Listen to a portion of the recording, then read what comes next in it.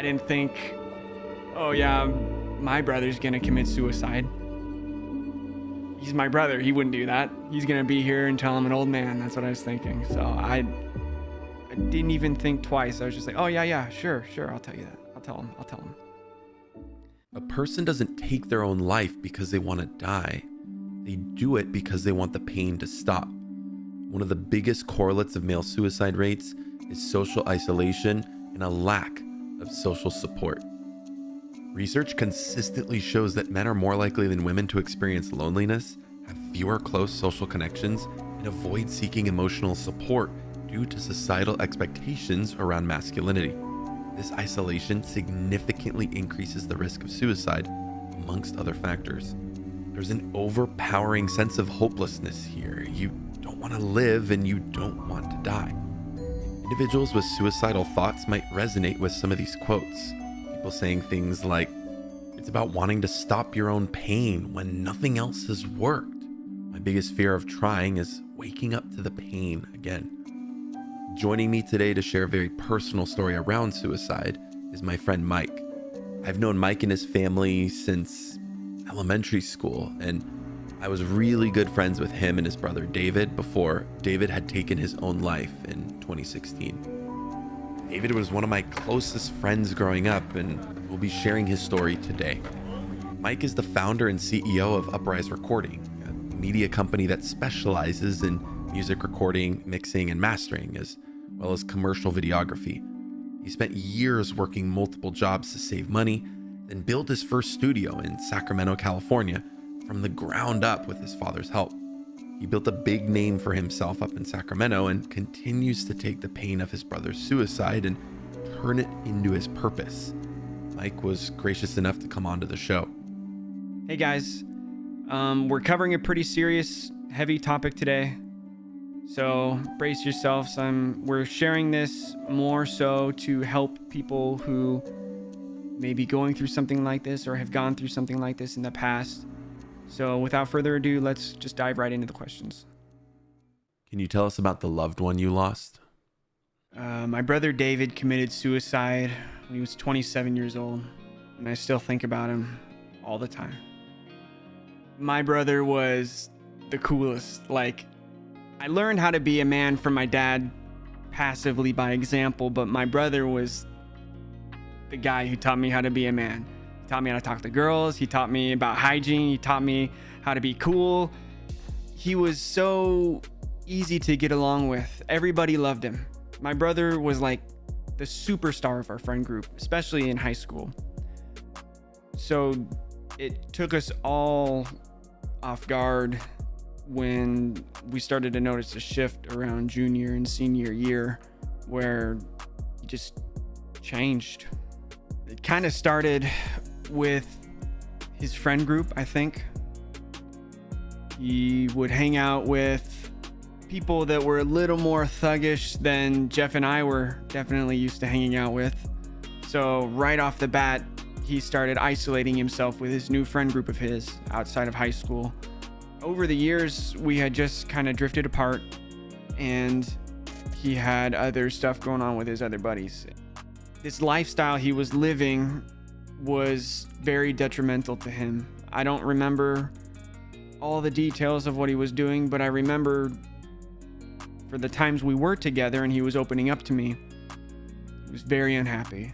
He was talking about how, he didn't feel fulfilled, he didn't feel loved, he didn't feel safe with the people that are supposed to be his loved ones.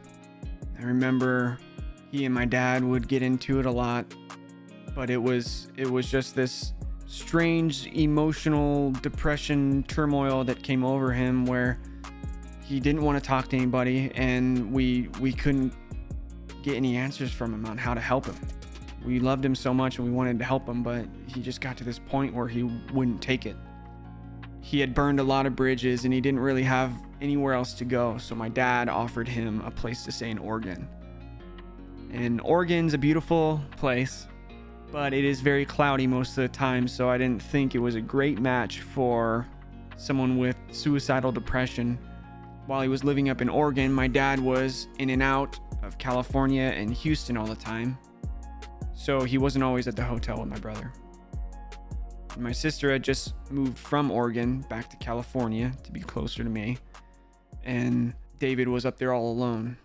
He had done so many drugs that he started to be paranoid that people were out to kill him, and he would sometimes talk about them like there was a huge gang of people that were out to get him, and I'd be hiking with him or something, and he'd just be like, "Michael, this is a spot, and he would just start digging into the ground until his fingertips would be all bloody, and David had entirely lost touch with reality at this point. Several days before my brother had actually committed suicide, he had stolen a ton of stuff from my dad's safe and took one of the cars from the hotel and drove off to the coast. I think it was about 4 days that we didn't have any contact with him at all. He went totally off the grid. The night before he had committed suicide, he called me on the phone, and he was trying to make some sort of reconciliation with the family, I think, because he said, "Tell Mom I'm sorry, tell Mom I love her, tell Dad I love him, tell everybody thank you." And he was totally, for 1 second, in his right mind. And me, being super naive, I was just like, "Oh yeah, I'll tell him all that, I didn't think, oh yeah, my brother's gonna commit suicide. He's my brother, he wouldn't do that. He's gonna be here until I'm an old man." That's what I was thinking. So I didn't even think twice. I was just like, "Oh yeah, sure, I'll tell you that. I'll tell him. That night, I had gone to sleep. There was a bright light that woke me up. I looked at my blinds and I saw that it was a police cruiser had pulled up into my driveway. I think they were trying to wake me up with the light.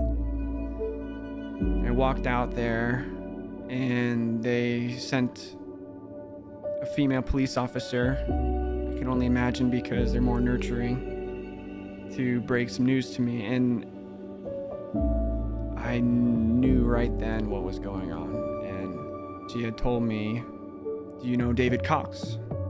I said, "Yeah, it's my brother." "Well, he's in he's in urgent care, or he's in emergency care right now in critical condition." I was like, "What happened?" They said it was a gunshot wound to the face. And I didn't even have time to process it. My grandma came out, and I think she knew what would happen. I think she knew what happened. So she collapsed right in my arms, right there in the driveway. And I didn't have time to cry. I didn't have time to process it. I had to tell the rest of my family because for some reason they only had my information at the time. So I went and broke the news to my mom, who lived about 20 minutes from me at the time. And then I talked with my dad about it over the phone because he was too far away. And then he passed away later that night. Looking back on the type of behavior that my brother was expressing during this shift and on his road to suicide, hindsight 2020, I can see all the warning signs. Anxiousness, feeling like a burden, isolation, depression, substance abuse. He was hopeless, he felt trapped, he was up and then he was down, extreme highs and extreme lows, very angry. Almost anything that you could find in someone who was suicidal, David was. He was doing all that stuff. Navigating the aftermath of suicide can be incredibly challenging. What were the initial emotions you felt, and how did you cope with them afterwards? It was very heartbreaking, but to be fully honest, I don't think we were super surprised.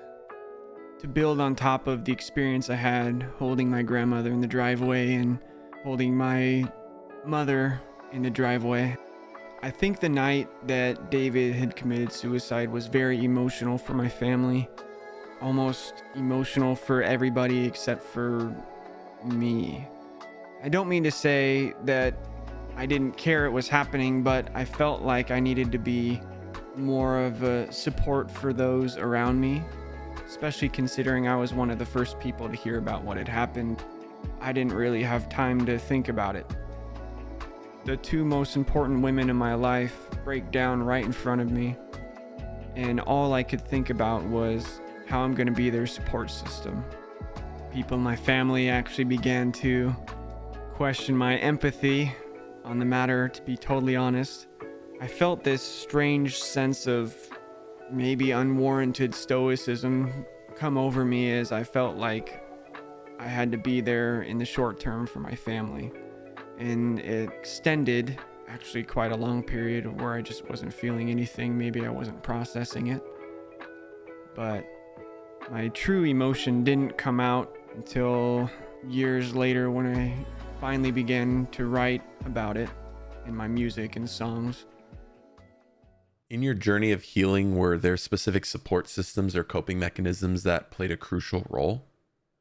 In retrospect, I definitely should have gone to therapy or gone to my family to talk about the emotions that I was feeling. Being in a position where I felt like they relied on me to be a stronghold for them when they felt like they were falling apart, it was really difficult to relate to them. And from their perspective, I almost came off as sociopathic or like I had a lack of empathy, which is why I turned over to music. Music was full circle for me, a way to heal and to be able to exercise, relieving myself from grief and being able to heal from all the pain and damage that this tragedy had caused our family. And I don't know where I'd be without it, honestly. And I believe that he would have wanted me to pursue my passions and to follow my goals and live the type of life that makes me happy. And, it wasn't really until I had realized how fragile and frail that life is that I started seriously trying to live my own life. There's evidence of him in almost everything that I write. How should people discuss this topic in a constructive way to navigate the complexity around suicide? As far as stigmas related to suicide, not a lot of people know I even have a brother, let alone that I had a brother that committed suicide. Society tells us as men that you don't want to be a whiner, you don't want to be a complainer, don't be a victim. And that type of stigma has impacted me pretty critically to the point where I have just shut down processing the information of my brother not being here with me anymore. I felt very alone, which is a type of loneliness that I wouldn't wish on anybody. And to break the stigma, I like to say that it's super important to talk about your emotions during this process. I never felt as good as I did when I finally was able to express myself openly and freely about the way I was feeling about my brother's passing. What advice would you give to people who are considering suicide, and or what would you say to those who have lost someone to suicide? If I could have my brother back for 5 minutes, I would just tell him that he's really loved. If I could have gone through this experience again, I would have been more patient with myself, would have gotten therapy so I can work out my problems with a licensed professional. Therapists are experts at the emotions that we struggle with every day. They can teach you new patterns of thinking. They can teach you to better love yourself. They can teach you how to stop those thoughts before they even come into your mind. Also, every hardship we face in this life is a lesson or something that we can use to better ourselves. I've decided to take all the nasty energy and heartbreak from this tragedy that's happened in my family and channel it into my music. And something beautiful can come from heartache, something incredible from a struggle that you didn't think you could make it out of. And you will make it out. There is always a light at the end of the tunnel. It is never too dark to continue. From staying up late playing video games together in elementary school to collabing together on music projects, Mike continues to be an amazing friend. A huge part of our friendship revolved around skateboarding, and Mike and David were the guys that got me into it, essentially. They showed me all the skate videos, they showed me all the Tony Hawk games, and we would play for countless hours to hype ourselves up to go out and skate. And I remember the first time I had met David, I found out that he could kickflip, and I just thought that was the coolest thing in the entire world at the time. You know, it's crazy that David and we never really had deep conversations together. The stuff we were talking about was like skating and games and whatever other trouble we were getting into at the time. But we were just so young and naive. And by the time we even got old enough to kind of sort of have those talks, we had already kind of went our separate ways. He was involved in those other friends and he had moved to Oregon. So we would just kind of check in once in a while with each other. And I wish I would have messaged him more. I wish I would have talked to him more, because every time he was around, like, we just had the best time ever after we were kids. And I pulled up my old messages with him, and the last time I skated with him was April 22nd, 2011. And then October 25th, 2015, man, he was just hyping me up. He was just really excited for me, really happy, super proud. He said that he wasn't really skating much those days, and he invited me to come up and hang out with him in Oregon. And then my birthday, December 5th of 2015, that was the last message that I ever got from him. He said, "Happy B-Day, man, you're getting so old." A little gif of a Goofy movie, Max dancing to Powerline. And damn, that's just crazy to think about. It's like, you don't even think about that stuff. It's like, oh, he'll always be there. I can always go visit Oregon. I can always message him or call him. He's always going to be around. And you never realize how little that time can be sometimes. I would give anything to be able to skate with David just one more time.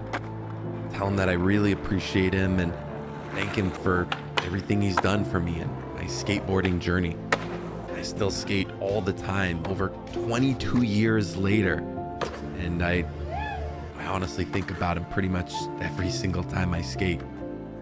I really wish I got more footage of us skating together, and I wish I took pictures with him. If he was still around today, I wonder what tricks he'd be trying on certain spots, and I guarantee that he'd be making me laugh in between tricks. With all of that being said, I do have one final question that I want to ask every single guest that comes onto the show. What gives you the greatest fulfillment in life? One of the most fulfilling things in my life is the catharsis I get through music writing. And I'm able to take something that's been very tragic and very emotional for me and my loved ones and turn it into something beautiful in the form of a song. Since I began writing and making music, I've been able to support myself and members of my family that I love. And being able to share emotion and experiences with people is one of the most rewarding experiences, and I wouldn't change it for anything. And I know I'm making my brother proud. So there you have it, folks. You heard it from the man himself. I'm so incredibly blessed to have Mike in my life and have been able to share all those amazing memories with him and David and his family way back when I was a kid. So I highly encourage you to check out Mike's stuff on Uprise Recording. He's got some amazing things going on, and he's really paved the way for himself up in Sacramento. He continues to help David live on through all the music that he creates. Hey guys, thanks so much for having me on the video. I hope some of these insights were helpful. If you'd like to learn more about mental health or psychology, check out some of Jeff's other videos. Until then, have a great week, and we'll see you next time.